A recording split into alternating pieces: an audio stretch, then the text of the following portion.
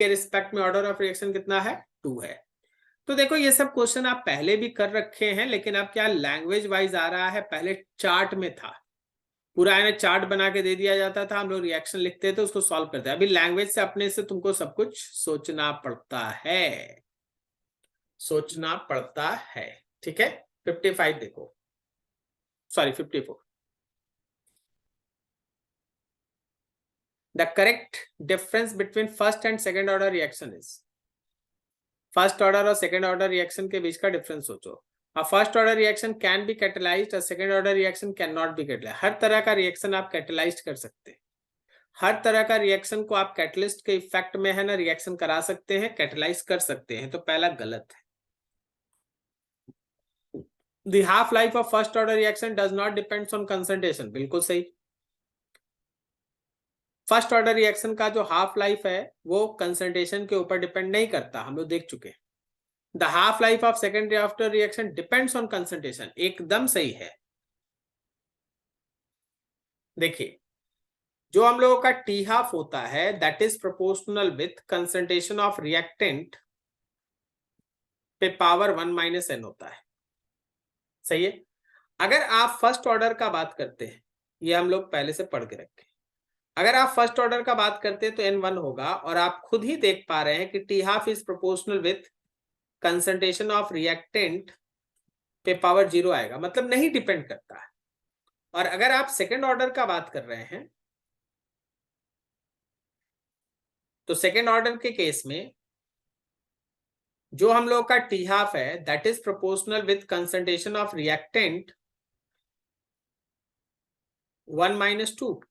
तो ये डिपेंड कर रहा है, आप देख पाएंगे कि T half is proportional with concentration of reactant पे पावर -1 आ रहा है, इनवर्सली प्रोपोर्शनल है, डिपेंड कर रहा है। तो बी ऑप्शन। वैसे सी और डी भी पढ़ लेते हैं। सी में लिखा है the rate of first order reaction does not depends on reactant concentration and the rate of second order reaction does not depends on, ये तो नहीं है ना, दोनों तो फर्स्ट ऑर्डर वाला डज नॉट डिपेंड्स है, लेकिन सेकेंड ऑर्डर वाला तो डिपेंड कर रहा है, इनवर्सली प्रोपोर्शनल आ रहा है सामने। The rate of first order reaction does not depends on reactant concentration. The rate of second order reaction does not depends on reactant concentration. ऐसा नहीं। तो बी ऑप्शन है, फर्स्ट ऑर्डर का जो टी हाफ है, ठीक है, फर्स्ट ऑर्डर का जो टी हाफ है वो आपका कंसंट्रेशन ऑफ रिएक्टेंट पे डिपेंड नहीं करेगा, लेकिन सेकेंड ऑर्डर का डिपेंड कर रहा है, ठीक है। चलो बहुत बढ़िया, सही है।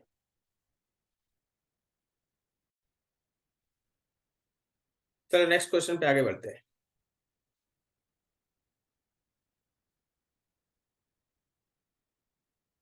क्वेश्चन नंबर 55 लिखा है, 55 में ऐसा लिखा है कि on the basis of the curve shown above identify the incorrect statement. आपको इसमें से इनकरेक्ट खोजना है, जो भी हमारे पास कर्व दिया हुआ है उसमें से जो इनकरेक्ट है उसको आपको खोजना है। देखिए अगर आप ध्यान से ऊपर वाले कर्व को देख पा रहे हैं ना, तो जो सॉलिड लाइन में आपको पाथ दिखाया जा रहा है वो बिना कैटलिस्ट का है, कहने का मतलब ये वाला पाथ, ये वाला, दिस इज विदाउट कैटलिस्ट, ये बिना कैटलिस्ट के। और जो डॉटेड वाला लाइन दिखाया जा रहा है वो विथ कैटलिस्ट है। तो ऑब्वियसली आप देख पा रहे होंगे कि विदाउट कैटलिस्ट में जो एक्टिवेशन एनर्जी का है जरूरत ज्यादा है, और विथ कैटलिस्ट में एक्टिवेशन एनर्जी घट गया। विदाउट कैटलिस्ट में ज्यादा एक्टिवेशन एनर्जी का रिक्वायरमेंट है और विथ कैटलिस्ट में एक्टिवेशन एनर्जी घट गया। और कैटलिस्ट के काम करने का तरीका भी यही है कि वो एक्टिवेशन एनर्जी को रिड्यूस कर देता है, जिससे रेट ऑफ रिएक्शन फास्ट हो जाता है, सही है। तो ये बिल्कुल ठीक ठाक है। अब आइए, on the basis of the curve shown above identify the incorrect statement. आपको इनकरेक्ट खोजना है। पहला है catalyst provide an alternate path और रिएक्शन मैकेनिज्म, बिल्कुल सही है। एक नया पाथ प्रोवाइड करता है रिएक्टेंट को प्रोडक्ट में बदलने के लिए, या एक नया रिएक्शन मैकेनिज्म प्रपोज करता है कि रिएक्टेंट प्रोडक्ट में बदल जाए। वो पाथ ऐसा होता है जिसमें रिक्वायर्ड एक्टिवेशन एनर्जी का वैल्यू कम होता है ओरिजिनल पाथ से। It increases the activation energy between reactant and product. देखो मिल गया इनकरेक्ट, वो कभी भी एक्टिवेशन एनर्जी को बढ़ाता नहीं है, कैटलिस्ट एक्टिवेशन एनर्जी को घटा देता है रिएक्टेंट और प्रोडक्ट के कन्वर्सन के बीच, तो इनकरेक्ट यही है। It lowers the potential energy barrier, ये भी सही है। Catalyst reduces the activation energy between, ये भी सही है। तो आपका बी ऑप्शन है जो इनकरेक्ट है, वो एक्टिवेशन एनर्जी को घटाता है, जबकि बी में लिखा हुआ एक्टिवेशन एनर्जी बढ़ जाता है। ठीक है, चलो next question 56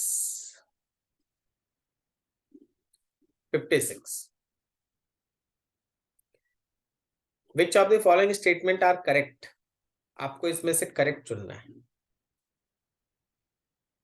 rate law is an experimental fact while law of mass action is a theoretical proposal, बिल्कुल सही है।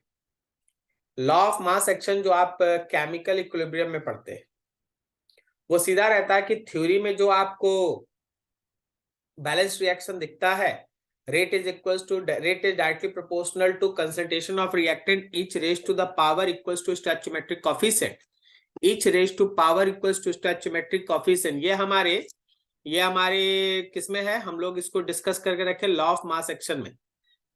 लेकिन रेट लॉ क्या बोलता है, रेट लॉ का कहना है कि rate of reaction is directly proportional to concentration of reactant each raise to some power which can be found experimentally. तो रेट लॉ एक्सपेरिमेंट पे बेस्ट है, और law of mass action theory है जो आप स्टोइचियोमेट्रिक रिएक्शन देखते हैं, बैलेंस्ड रिएक्शन देखते हैं, उसके बेसिस पे लॉ ऑफ मास एक्शन लिखा जाता है। ठीक है, तो पहला सही। Rate law is more informative than law of mass action for the development of mechanism. Rate law में ज्यादा इंफॉर्मेशन रहता है कि आप रिएक्शन के मैकेनिज्म को समझ सके। लॉ ऑफ मास एक्शन तो बस जो केमिकल रिएक्शन लिखा है बस उसको दिखा के लिख दिया जाता है। हाँ, तो बिल्कुल सही, ये भी सेकंड सही है कि रेट लॉ ज्यादा तुमको इंफॉर्मेशन देता है अबाउट रिएक्शन मैकेनिज्म, क्योंकि वो स्लोएस्ट स्टेप पे बेस्ट होता है, जबकि लॉ ऑफ मास एक्शन में ये स्लोएस्ट स्टेप का कोई मैकेनिज्म नहीं है, वो बस बैलेंसिंग में जितना कोएफिशिएंट्स यूज होगा वो सब लॉ ऑफ मास एक्शन में यूज होता है। Rate law is always different from the expression of law of mass action, ये थोड़ा गलत हो गया। हमेशा हमेशा यहाँ ऑलवेज जो लिख देता है ना, ये सब में कहानी पलटता है। हमेशा जरूरी थोड़ी ना है कि लॉ ऑफ मास एक्शन और रेट लॉ अलग हो। कभी कभी तो आप ये भी सीखे हैं ना कि जो ऑर्डर ऑफ रिएक्शन है वो स्टोइचियोमेट्रिक कोएफिशिएंट्स के बराबर भी हो सकता है।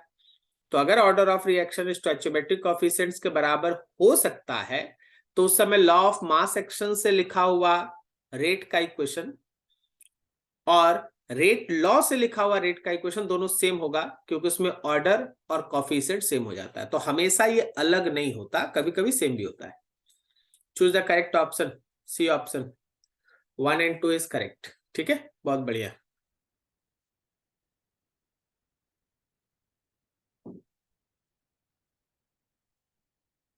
$57, ये तुम्हारे पास 3 इक्वेशन दे दिया गया है और आपसे पूछा गया which of the following fact mention above are correct. देखिए एक झलक में आपको ये तीनों सही दिखाई दे रहा। अब देखिए ना, चलिए एक बैलेंस रिएक्शन है मेरे पास, लेकिन रेट इक्वेशन में rate of reaction will be equals to K A पे पावर एक्स बी पे पावर वाई। यहाँ एक्स और वाई, यहाँ जो पावर है हम एक्स और वाई का बात कर रहे हैं। X and Y are order of reaction. X is order of reaction with respect to A, Y is order of reaction with respect to B. ये जो हमारा स्टोइचियोमेट्रिक कोएफिशिएंट स्मॉल ए और स्मॉल बी है उसके बराबर भी हो सकता है, अलग भी हो सकता है। तो ये रेट इक्वेशन है, ये रेट लॉ है। फिर रेट को हम लोग लिख सकते हैं dr by dt, rate of change of reactant के ए पे पावर एक्स एंड बी पे पावर वाई। सही है ना, dr by dt differential rate equation, differential rate equation आपको लिखा जा सकता है, डिफरेंशियल रेट इक्वेशन। बस हमको एक प्रॉब्लम है, यहां माइनस साइन नहीं है। अगर ये R कंसंट्रेशन ऑफ रिएक्टेंट है, अगर ये R कंसंट्रेशन ऑफ रिएक्टेंट है तो इस रेट लॉ में तो एक माइनस साइन होना चाहिए ना। Rate is equals to minus dr by dt, क्योंकि R से तो रिएक्टेंट ही हम मान के चलेंगे। एंड के इज रेट कांस्टेंट। देखो इस माइनस के कारण हम इसको सही गलत नहीं कर सकते, हमको गलत ही बोलना होगा, लेकिन थर्ड वाला तो सही है, K equals to rate constant. तो माइनस साइन की वजह से केवल dr by dt equals to K A पे पावर x एंड b पे पावर माइनस b पे power y differential rate equation है, उसको हम लोग गलत मान रहे केवल एक माइनस साइन छूटने की वजह से। और k equals to rate constant ये सही है, तो 1 and 3 इज करेक्ट। ठीक है, 1 and 3 इज करेक्ट, लेकिन मेरे पास डी ऑप्शन भी है, लेकिन हम डी को ठीक नहीं करेंगे, हम ये मान के चलेंगे कि वहां एक निगेटिव छूटा हुआ है, तो मेरे लिए वो गलत है, लेकिन वो फॉर्मेट सही है। जैसे यहाँ नाम लिखा है ना कि डिफरेंशियल रेट इक्वेशन, तो डिफरेंशियल रेट इक्वेशन लिखा ऐसे ही जाता है, बस ये माइनस छूटने की वजह से हम इसको इनकरेक्ट मान रहे हैं। ठीक है, चलो आगे बढ़ते हैं।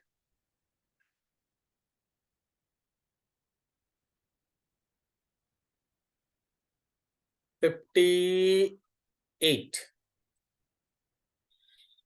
Consider the following equation. ये हमारे पास एक स्टर है, ये है एक स्टर, ऑब्वियसली ये वाटर है, और इस प्रोसेस को आप हाइड्रोलिसिस कहते हैं। ये स्टर का हाइड्रोलिसिस है। हाइड्रोलिसिस प्रोसेस में हमेशा ध्यान रखिएगा कि वाटर का अमाउंट बहुत ज्यादा होता है। तुम यहीं पे कंपैरिजन करो ना, देखो हमारा ईस्टर का अमाउंट 0.01 मोल है, वाटर 10 मोल है, मतलब 1000 गुना ज्यादा है, 1000 टाइम्स वाटर ज्यादा है। ठीक है, तो वाटर हमेशा जब एक्सेस अमाउंट में रहता है किसी रिएक्शन के अंदर, उसको आप हाइड्रोलिसिस कहते हैं, और ड्यूरिंग प्रोग्रेस ऑफ रिएक्शन उसके अमाउंट में लगभग नेग्लिजिबल चेंज होता है। अच्छा आप ही देख लीजिए, 9 पॉइंट, हम तो बोलेंगे 9.99 मोल बच गया, तो ऑलमोस्ट 10 ही बच गया। सही है, तो ये आपको सामने दिख रहा है कि जब कभी भी वाटर इस तरह से एक्सेस अमाउंट में मौजूद हो, तो रिएक्टेंट का अमाउंट कम होने की वजह से वाटर के अमाउंट में कोई भी सिग्निफिकेंट चेंज नहीं होता, चेंज बहुत ही कम होता है, जिसको आप दरकिनार कर सकते हैं, आप मान सकते हैं कि वाटर लगभग कांस्टेंट है। अब आइए ऑप्शंस पढ़ते हैं, हम लोग को चुनना क्या है, हम लोग को करेक्ट ऑप्शन चुनना है।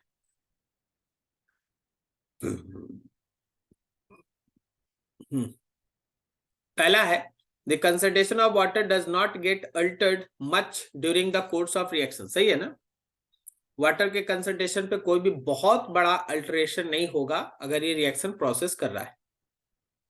Rate equation for this is, थोड़ा हम इस पे आपसे चर्चा करना चाहेंगे, वैसे आप बैचेस के अंदर पढ़े हैं, सुडो यूनिमॉलिक्यूलर रिएक्शन। देखिए यहाँ नियम पूर्वक तो लिखा जाता है कि rate is equals to K concentration of water and concentration of Easter, जो ईस्टर है हम लोगों का वो है, अभी आपके सामने इथाइल एसीटेट दिया हुआ है। बट द थिंग इज कि ये जो वाटर का कंसंट्रेशन है ना, ये भी कांस्टेंट है, और वाटर का कंसंट्रेशन कांस्टेंट होने की वजह से आप के कांस्टेंट और वाटर कांस्टेंट को मिला के एक कांस्टेंट लिख देते हैं, और केवल बगल में ईस्टर लिखा रहता है, तो इसको हम लोग कहते हैं pseudo unimolecular reaction. Pseudo unimolecular reaction इसको कहा जाता है, स्यूडो यूनिमॉलिक्यूलर रिएक्शन। क्लियर है, तो ध्यान रखना स्यूडो यूनिमॉलिक्यूलर रिएक्शन, ये भी सही है। आपको करेक्ट चुनना था तो सी ऑप्शन होगा, both 1 and 2 are correct, both 1 and 2 are correct. Clear है, स्यूडो यूनिमॉलिक्यूलर रिएक्शन कहलाता है, ध्यान रखिएगा।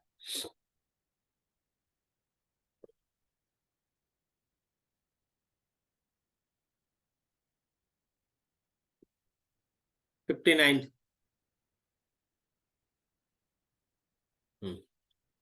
59 आपके सामने है, rate constant of a reaction is given by, ये आर्हेनियस इक्वेशन है आपका, आर्हेनियस इक्वेशन, जिसको आप जस्ट कंपेयर कर सकते हैं, k इक्वल्स टू ए ई पे power minus E A by R T से कंपेयर कर सकते हैं। इट मीन्स दैट बाकी बहुत कुछ लिखा हुआ नीचे, करना क्या है आपको, इसमें से कौन सा स्टेटमेंट चुन के निकालना है, करेक्ट, करेक्ट वाला स्टेटमेंट खोज के निकालना है। ठीक है, तो पहला लिखा है log k versus 1/t will be a straight line with intercept equals to log this. देखिए जी, बस आर्हीनियस इक्वेशन को हमको मैथमेटिकली आपके सामने थोड़ा एक्सप्लेन कर देना है। K is equals to 2.1 into 10⁻10, आगे है एक्सपोनेंट पे पावर -2700 एंड RT, यही तो है, दोनों तरफ लॉग लो।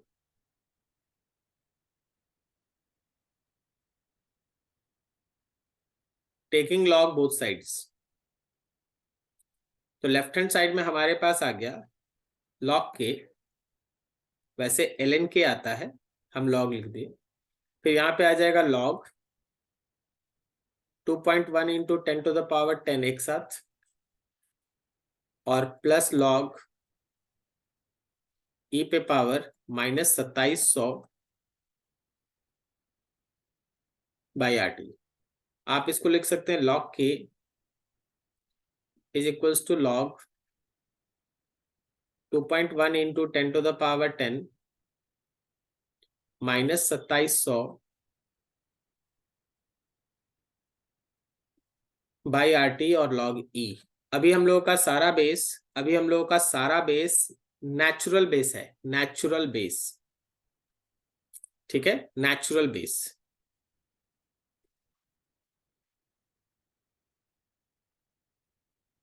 अगर हम इस नेचुरल बेस को लॉग 10 बेस में बदलें, 10 बेस, तो यहां भी लॉग 10 बेस हो जाएगा, 2.1 इंटू 10⁻10 हो जाएगा, लेकिन 2700 बाई 2.303 RT, और ये लॉग E का वैल्यू 1 हो गया। ये हमारा कंसेप्ट है। मतलब आप देखोगे ना तो ये y एक्सिस पे पड़ने वाला कोऑर्डिनेट है, ये हमारा y इंटरसेप्ट है, और फिर ये m है, और ये x के जगह पे x एक्चुअली कौन है, 1/t, 1/t is x। Already हम लोग इस पे स्ट्रेट लाइन इक्वेशन पहले भी करके रखे हैं। तो आप अगर इसका ग्राफ बनाते हो, जो आप किए हो, बस हम दोबारा उसको रिपीट कर रहे हैं।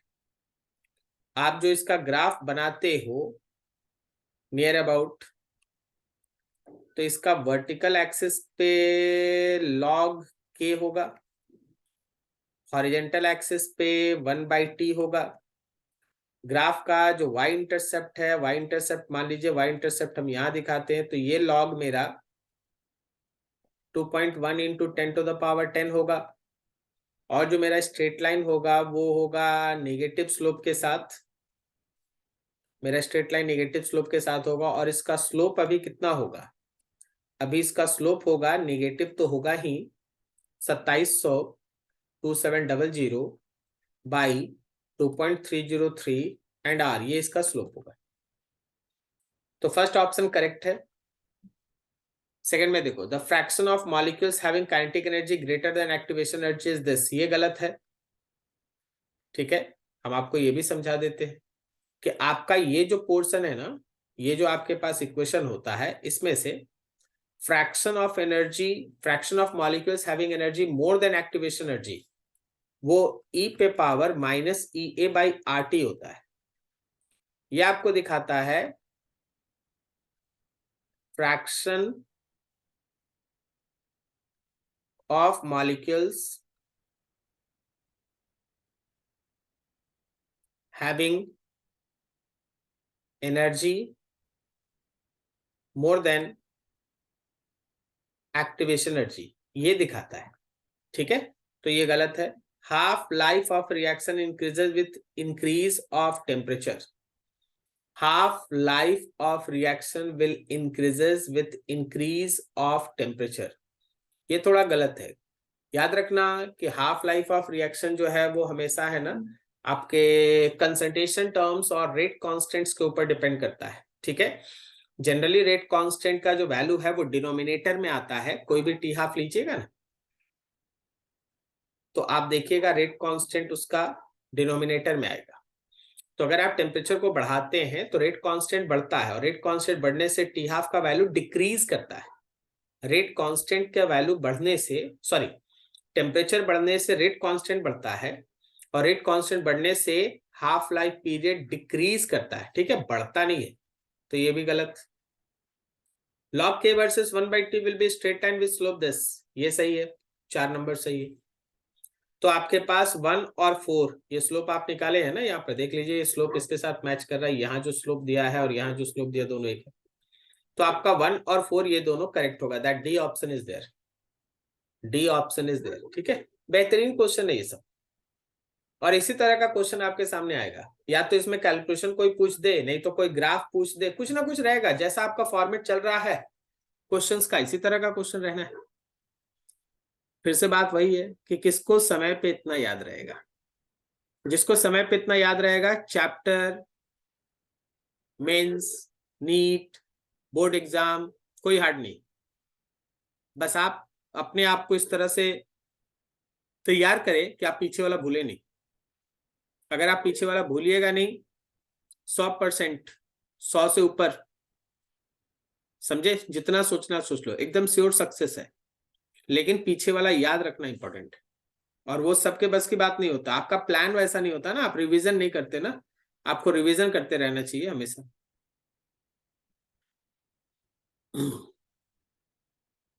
क्वेश्चन नंबर 60, क्वेश्चन नंबर 60 लिखा है del R is multiply with -1 to make the rate of reaction a positive quantity. बिल्कुल सही है, एकदम सही है। असर्शन रीजन में आ गए हम लोग। क्या हम लोग जो रेट ऑफ रिएक्शन लिखते हैं, हम एक बार आपके सामने लिख दें, तो रेट ऑफ रिएक्शन हम लोग लिखते हैं del R by del T, del T. लेकिन इस रेट को पॉजिटिव रखने के लिए यहाँ माइनस साइन लगता है। अभी हम थोड़ी देर पहले एक ऑप्शन गलत इसीलिए ना बोल रहे थे कि वहां पे माइनस साइन नहीं था। ठीक है, तो del R is multiplied with -1 to make the rate of reaction a positive quantity. बिल्कुल सही। Del R is a negative quantity in the expression rate of disappearance r is equals to minus del r by dt. Reason is also correct. Assertion का पूरा explanation है reason. ठीक है, तो इस तरीके से चीज सोचना है। यहाँ असर्शन भी राइट है, रीजन भी राइट है, and reason is the correct explanation of assertion also. यहाँ असर्शन भी राइट है, रीजन भी राइट है, and reason is the correct explanation of assertion. ठीक है, बढ़िया।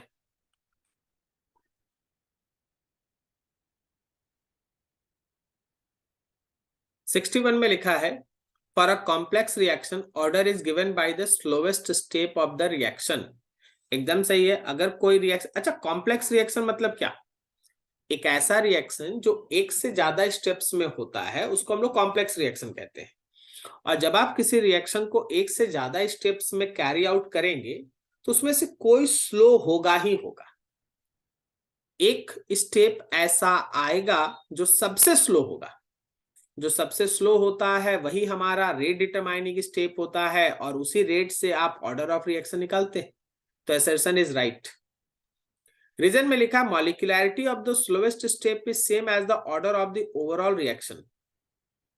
देखिए, आप रेट लॉ लिखिएगा तो वो स्लोएस्ट स्टेप पे डिपेंड किया, और रेट लॉ में जो आपके पास मॉलिक्यूल्स आएगा वो बताएगा कि कौन कौन सा मॉलिक्यूल साइमल्टेनियसली कोलिजन करके हमारा रिएक्शन को आगे बढ़ा रहा है।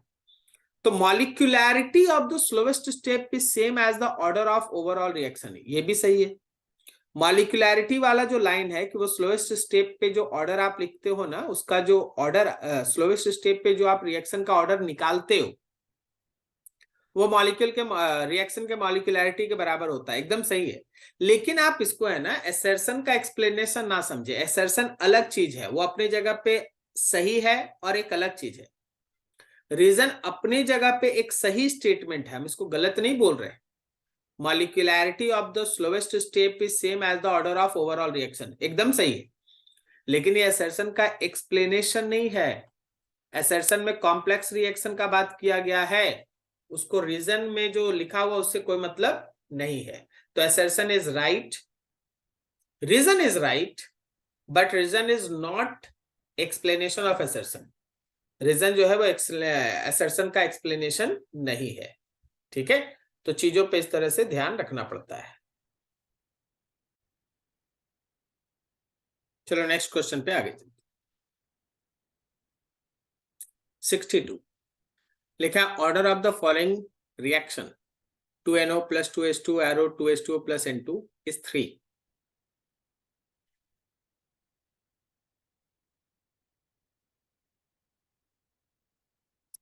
Order of the reaction with respect to given reactant is the power of reactants concentration in the rate equation.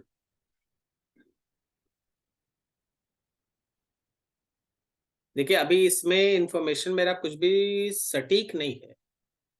Order of the following reaction 2NO plus 2H2 arrow 2H2O plus N2 is 3. ये directly ऐसे कहना मेरे लिए मुश्किल है. कारण है कि जब तक कोई मैकेनिज्म ऐसे अवेलेबल ना हो हम इसको सही नहीं मान सकते. ठीक है, तो असर्शन इज रॉन्ग. कुछ मैकेनिज्म प्रपोज नहीं है, कोई रेट लॉ गिवन नहीं है. अगर रेट लॉ दे देता तो भी हम लोग देख के अपना ऑर्डर डिसाइड करते हैं. केवल इन कोएफिशिएंट्स को देख के तो हम ऑर्डर कुछ डिसाइड नहीं कर सकते. सही है, तो ये चीज. अब रीजन में आ जाओ. Order of the reaction with respect to given reactants is the power of the reactants concentration in the rate equation. Reason is right. Reason अपने जगह पे एक सही स्टेटमेंट है. हम रीजन राइट नहीं बोल रहे. असर्शन तो गलत हो गया, खत्म. लेकिन रीजन में क्या लिखा हुआ है? रीजन में लिखा हुआ है कि आप ऑर्डर का डिसीजन कैसे लेते हैं. तो जब आपके सामने कोई रेट एक्सप्रेशन दिया हो, जब आपके सामने कोई रेट लॉ दिया हो, जैसे मान लो कोई रेट लॉ दिया हुआ है, लिखा है rate is equals to K A पे पावर 2 बी पे पावर 1 मान लो. तो ये रेट लॉ देख के ना आप बताइएगा कि हाँ ऑर्डर क्या है, पावर्स को ऐड करेंगे ऑर्डर आ जाएगा. तो रीजन राइट है, असर्शन रॉन्ग है. रीजन राइट है, असर्शन रॉन्ग है. ठीक है, reason is right, assertion is wrong. 63 लिखा molecularity can never be fractional. एकदम सही है. मॉलिक्यूलरिटी कभी फ्रैक्शनल नहीं हो सकता है. मॉलिक्यूलरिटी फ्रैक्शनल नहीं हो सकता, नेगेटिव नहीं हो सकता. मॉलिक्यूलरिटी हमेशा इंटीजर होता है, पॉजिटिव इंटीजर्स. ठीक है, तो मॉलिक्यूलरिटी हमेशा पॉजिटिव इंटीजर्स होता है. आगे है रीजन में. The molecularity of a reaction is the number of molecules whether of the same or different species that must contact simultaneously in a single step in order to reaction to occur. Reason is also the perfect explanation of assertion. ये बताया आपको कि molecularity का मतलब क्या है. कोई भी रिएक्शन के मॉलिक्यूलरिटी का मतलब यही होता है कि दोज नंबर ऑफ मॉलिक्यूल्स, चाहे वो सेम स्पीसीज का हो या डिफरेंट स्पीसीज का, जो एक समय में टकराता है, कांटेक्ट में आता है, टकराता है, ताकि प्रोडक्ट का फॉर्मेशन कर सके, उसको आप मॉलिक्यूलरिटी कहते हैं. और वो नंबर कभी फ्रैक्शनल तो हो नहीं सकता. चाहे एक मॉलिक्यूल रहेगा या 2 मॉलिक्यूल रहेगा या 3 मॉलिक्यूल रहेगा, 1.5 मॉलिक्यूल, 1.25 मॉलिक्यूल, 2.25 मॉलिक्यूल, सब पॉसिबल नहीं है.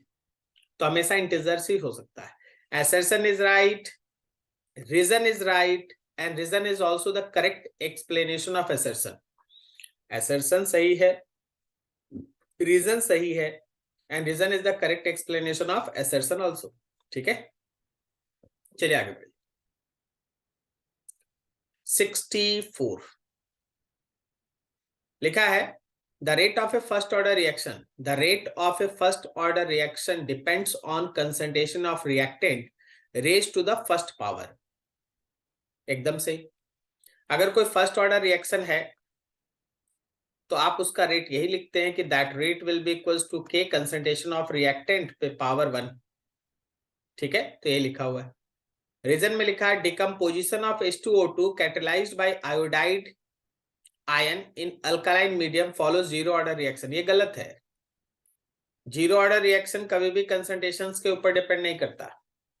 ठीक है, कंसंट्रेशंस के ऊपर डिपेंड नहीं करता.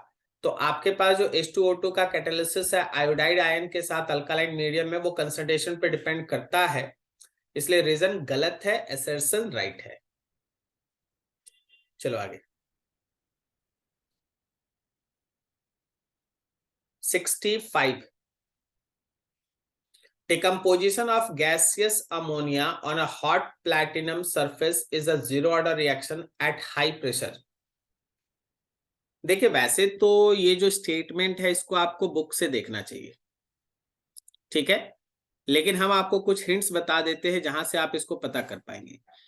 कोई भी अगर सरफेस कैटालिसिस वाला क्वेश्चन है, जहां कोई मेटल का सरफेस होता है, उसके ऊपर रिएक्टेंट्स एडजॉर्ब होता है और फिर रिएक्शन होकर आगे बढ़ता है, वो जीरो ऑर्डर होता है। लेकिन बेटर क्या है, अच्छा क्या है कि आप बुक से देख ले। मेरे लिए ये असर्शन राइट है, ठीक है। नीचे जो रीजन लिखा है इसी कारण से हम बोल रहे हैं कि assertion right. At high pressure the metal surfaces gate saturated with gas molecules, एकदम ही सही है। इसमें एक है ना लैंगमेयर कर्व भी आता है, जो आपको सरफेस कैटालिसिस में पढ़ाया जाएगा, वो इस तरह का कर्व आगे जाके ऐसे कर्व हो जाता है। तो अगला चैप्टर जो आपका सरफेस केमिस्ट्री है उसके अंदर इसका एक्सप्लेनेशन है। तो assertion is right and reason is right and reason is the correct explanation of assertion also। इसीलिए देखो इस कर्व में देखोगे ना, तो जब हाई प्रेशर आता है ना, मान लो जैसे यहां तक हम लोग पहुंच गए हाई प्रेशर, तो ये जो कंसंट्रेशन टर्म ऐसे ये फ्लैट हो जाने से आप बोलते हैं कि हाँ ये इससे इंडिपेंडेंट है, और इंडिपेंडेंट होने की वजह से आप उसको जीरो ऑर्डर रिएक्शन कहते हैं, ठीक है। तो ये है आपको सरफेस कैटालिसिस, सरफेस केमिस्ट्री के अंदर ये मिलेगा, ठीक है। चलो तब तक के लिए assertion right, reason right, reason is the correct explanation of assertion। 66 in a mixture of H2C2O4, H2C2O4 को आप समझे, oxalic acid, and KMnO4, the latter decolorize faster at a higher temperature, the latter decolorize faster at a higher temperature than at a lower temperature। देखिए ये तो actually reaction best है, हम आपको ये सिखाए थे कि MnO4 माइनस एसिडिक मीडियम में, आपको याद होगा ये Mn+2 में कन्वर्ट होता है, ठीक है। और जो आपको H2C2O4 दिखाई दे रहा है ना, वो एक्चुअली CO2 में कन्वर्ट होता है। अब आपके पास ऊपर वाला है रिडक्शन हाफ,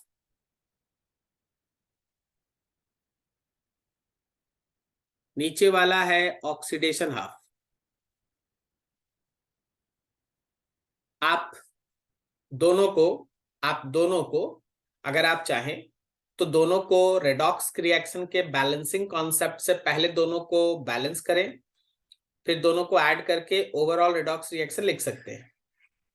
लेकिन हम आपसे एक चीज पूछ रहे हैं, उसको जरा सोच के भी आंसर आप दिया जा सकता है कि जब आप ए का बी के साथ मिक्सचर बनाते हैं और बी का जो KMnO4 है ना, KMnO4 ये पर्पल कलर का होता है या वॉयलेट कलर का होता है,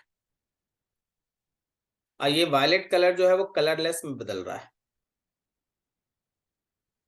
तो बोला गया है कि अगर हम लोग हाई टेम्परेचर लेंगे तो जो कन्वर्सन है वो तेजी से होगा कंपैरिजन टू लो टेम्परेचर। तो आप ऐसे भी समझ सकते हैं, अगर आप टेम्परेचर को बढ़ाएंगे तो रिएक्शन का रेट बढ़ता है, और अगर रिएक्शन का रेट बढ़ता है तो ये ठीक है एक बैलेंस रिएक्शन होगा, आप चाहिएगा तो लिख लीजिएगा बैलेंसिंग करके। लेकिन एक बात तो तय है कि अगर रिएक्शन का रेट बढ़ता है तो जो वॉयलेट कलर कलरलेस में बदल रहा है वो भी जल्दी जल्दी होगा। तो क्या लिखा है, the latter decolourise faster at a higher temperature than at a lower temperature. Latter कहने का मतलब KMnO4 डीकलराइज हो रहा है, ज्यादा तेजी से होगा हाई टेम्परेचर पे, कम तेजी से होगा लो टेम्परेचर पे। तो सही लिखा हुआ है ना, हाई टेम्परेचर पे रेट ऑफ रिएक्शन बढ़ जाता है तो वायलेट कलर बहुत तेजी से कलरलेस में बदलेगा, और लो टेम्परेचर पे रेट ऑफ रिएक्शन कम रहता है तो वायलेट कलर स्लोली कलरलेस में बदलेगा। सही लिखा हुआ है, assertion is right. Reason, no effect of temperature on decolourisation, ऐसा नहीं है। हम टेम्परेचर का इफेक्ट कलराइजेशन पे नहीं बोल रहे, हम बोल रहे टेम्परेचर के चेंज का इफेक्ट रेट पे पड़ेगा ना, रेट ऑफ रिएक्शन तो बढ़ेगा ना। और जब आप इसको बैलेंस करके लिखिएगा, तो कोई भी कॉफिशिएंट हो, लेकिन ये MnO4 माइनस लेफ्ट में, बाकी आप बैलेंसिंग देख लीजिएगा, और ये Mn+2 राइट में आएगा ना, मतलब ये वॉयलेट कलर अपने आप को कलरलेस में तो बदल ही रहा। तो हम ये नहीं कर रहे हैं कि टेम्परेचर के चेंज करने से डीकलराइजेशन का रेट बढ़ता है, हम बोल रहे हैं कि टेम्परेचर के इंक्रीज करने से इस रिएक्शन का रेट बढ़ेगा, और अगर ये रिएक्शन का रेट बढ़ेगा, रिएक्शन ज्यादा से ज्यादा प्रोडक्ट साइड में जाने लगेगा, और जब रिएक्शन ज्यादा से ज्यादा प्रोडक्ट साइड में जाएगा तो आप बोलेंगे कि हाँ, colour compound violet colour colourless बदल रहा है। तो रीजन तो एक्सप्लेनेशन नहीं है असर्शन का, असर्शन अपनी जगह पे करेक्ट है, रीजन रॉन्ग है, असर्शन राइट, रीजन रॉन्ग। समझिएगा, ऐसा बहुत अच्छा लॉजिकल व्यू से चलने वाला चीज है। 67, एक रिएक्शन लिखा हुआ है 2NO plus O2 arrow 2NO2 और 2CO plus O2 arrow 2CO2 proceeds at the same rate because they are similar. ऐसा थोड़ी ना है, दोनों में कॉफिशिएंट सेम हो जाए, मॉलिक्यूलैरिटी सेम हो जाए तो दोनों का रेट सेम हो जाएगा क्या? ऐसा नहीं है भाई, हर रिएक्शन का रेट अपना अपना होता है। कोई बैलेंसिंग रिएक्शन देख के आप ये थोड़ी ना बोल सकते दोनों का रेट सेम होगा, तो ये असर्शन गलत है। आप समझ पा रहे होंगे मेरी बात को। खाली फॉर्मेट देख के कि इसके अंदर जिस तरह से मॉलिक्यूल्स लिखा हुआ बैलेंस रिएक्शन में, इसमें भी उसी तरह से मॉलिक्यूल्स लिखा हुआ बैलेंस रिएक्शन में, दोनों का रेट सेम हो जाएगा क्या? दोनों इक्वल रेट से होने लगेगा? ऐसा नहीं है, ठीक है? तो असर्शन गलत है। Both the reaction have different activation energy, एकदम सही बोल रहा है। दोनों रिएक्शन का अपना अपना एक्टिवेशन एनर्जी होगा, और जिसका एक्टिवेशन एनर्जी ज्यादा होगा उसका रेट ऑफ रिएक्शन कम होगा, जिसका एक्टिवेशन एनर्जी कम होगा उसका रेट ऑफ रिएक्शन ज्यादा होगा। तो reason is right, assertion is wrong. Reason is right, assertion is wrong. Clear है?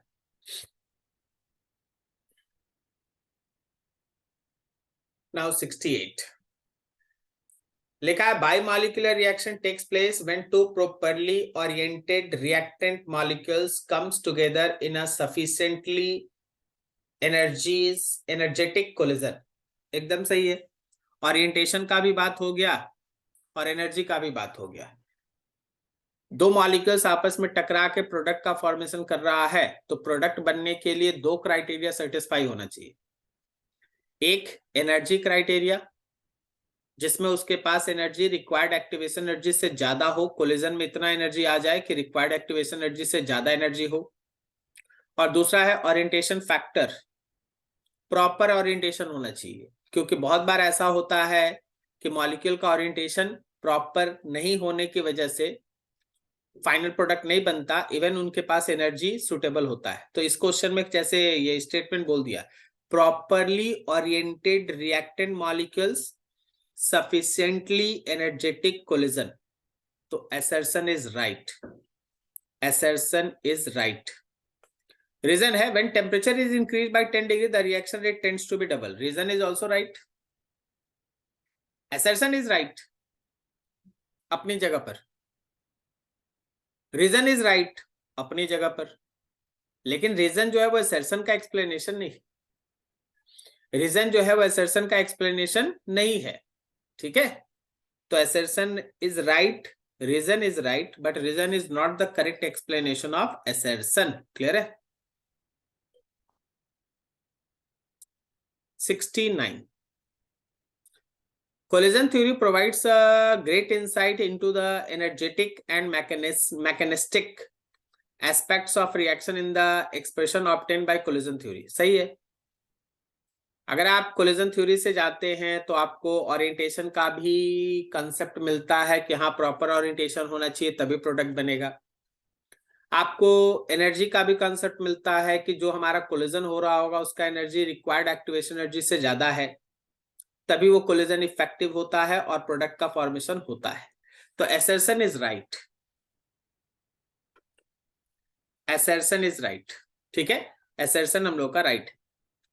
रीजन में लिखा collision theory has no link with kinetic theory of gas, collision theory have no link with kinetic theory of gas. अच्छा, ऐसा नहीं है।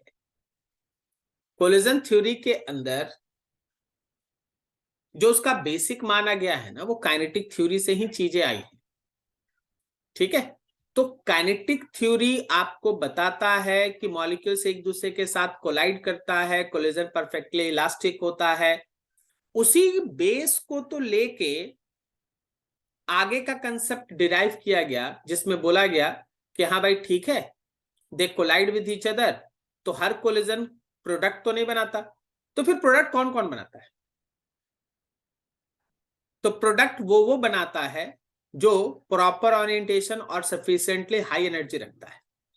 तो kinetic theory से ही ये चीज निकला हुआ है, तो आप ऐसा बोल नहीं सकते कि रीजन करेक्ट है, रीजन अभी गलत है। ठीक है, assertion is right, reason is wrong.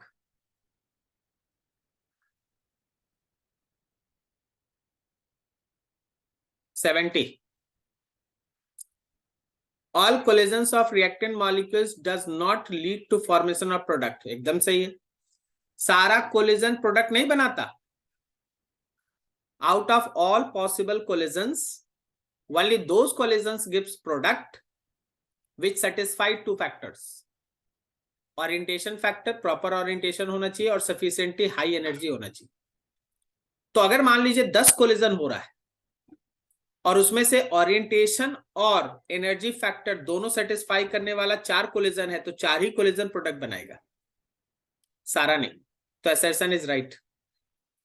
Reason में लिखा है only those collisions in which molecules have correct orientation and sufficiently kinetic energy led to formation of compound। यही तो बोल रहे हैं। तो assertion is right, reason is right, and reason is the correct explanation of assertion also। reason is the correct explanation of assertion also।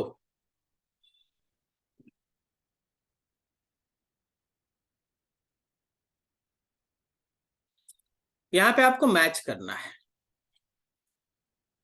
आपको unimolecular, बाईमॉलिक्यूलर, ट्राईमॉलिक्यूलर reactions चुनना है, match करना है। ठीक है, अब हम तो बस आपको यही बोलेंगे कि यहाँ पे अगर मैचिंग का कंसेप्ट है तो बस आप रिएक्शन देखिए और अपना पेन चलाइए। यूनिमॉलिक्यूलर वो रिएक्शन होता है जिसमें एक मॉलिक्यूल प्रोडक्ट का फॉर्मेशन करे, and so C option is there, third, A का 3। ठीक है, बाईमॉलिक्यूलर वो रिएक्शन होता है जिसमें दो मॉलिक्यूल आपस में टकराएगा, प्रोडक्ट बनेगा, तो बाईमॉलिक्यूलर के लिए 1, और ट्राईमॉलिक्यूलर में 3 मॉलिक्यूल होगा, तो ये रहा आपका 2। ठीक है, ए का 3, बी का 1, सी का 2, ए का 3, बी का 1, सी का 2, that C option is there. सही है, बढ़िया, चलिए आगे बढ़िए।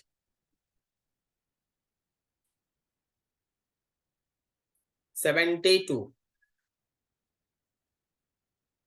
Inversion of cane sugar.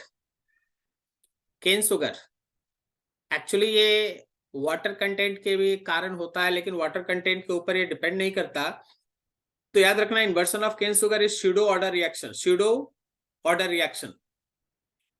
तो ए का हो गया 3, decomposition of N2O, decomposition of N2O, first order reaction, N2O टूटेगा, डिकम्पोजिशन रिएक्शन है, एक ही मॉलिक्यूल टूटेगा, तो ये बी का हो गया 2। Thermal decomposition of HI on gold surface, फिर से देखो मेटल का सरफेस है, जीरो ऑर्डर रिएक्शन। आपको आज ही सिखाया गया, अभी तुरंत बोला गया कि कोई भी मेटल सरफेस के ऊपर जब हमारा सरफेस केमिस्ट्री के कंसेप्ट से चलोगे तो वो जीरो ऑर्डर रिएक्शन होता है। तो ए का 3, बी का 2, सी का 1, ए का 3, बी का 2, सी का 1, कौन सा? C option. और वैसे ये सब है ना, आप याद रखिएगा, ठीक है, बुक से पढ़िए, और भी बहुत सारा चीज निकाल के रखिए, खाली इतना ही मत सोचिए, और भी सोच के रखिए। चलो भाई, इसको थोड़ा छोटा कर ले। ये सीरीज का लास्ट क्वेश्चन है, 73। बहुत कुछ है। Catalyst alter the rate of reaction, cannot be fraction, proper orientation by lowering the activation energy। सही है, catalyst alter the rate of reaction by lowering the activation energy.